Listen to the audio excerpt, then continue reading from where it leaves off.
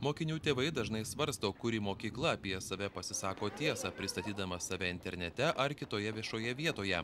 Ir pačioms mokykloms kyla klausimų, ar jos pakankamai gerai dirba. Dabar iš šios klausimus atsakymą rasti bus paprasčiau, sukurtos priemonės ir būdai mokyklų veiklai įsivertinti.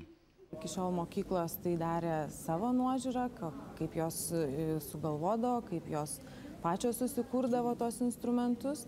Tai šiai dienai jos turės jau pasiūlytą mokslininkų profesionaliai sukurtą produktą, išbandytą, kuriame sudėta ne tik užsienio praktika, bet tie instrumentai yra derinti su tais pačiais mokytojais, su praktikais. Projektą bendrojo lavinimo mokyklos įsivertinimo instrumentų kūrimas ir diegimas vykdanti nacionalinė mokyklų vertinimo agentūra subūrė tyrėjus ir mokslininkus iš Lietuvos bei užsienio.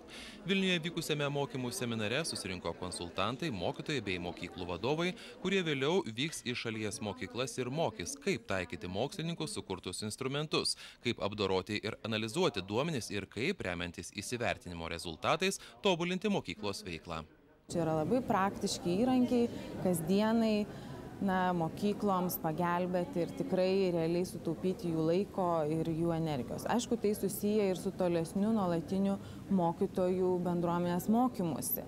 Kaip juos naudoti, kaip analizuoti. Nežinau, vienas dalykas yra surinkti, gauti tos duomenis, o kitas ką su tais skaičiais daryti, kaip jais remiantis priimti kažkokį sprendimą. Paprastas pavyzdys. Tėvų yra paklausiama, ar jie pakankamai turi informacijos, kaip sekasi jų vaikams mokykloje. Ir jei tėvai sako, neturime pakankamai informacijos, mokykla gali šią vietą patobulinti, gali labiau informuoti tėvus, kaip vaikai mokosi. Šiuo metu 12 Lietuvos mokyklų jau įvyko pirmieji vertinimai. Antrajame etape bus sukurta ir elektroninė platforma. Projektą bendrojo lavinimo mokyklos įsivertinimo instrumentų kūrimas ir diegimas finansuoja ES struktūriniai fondai.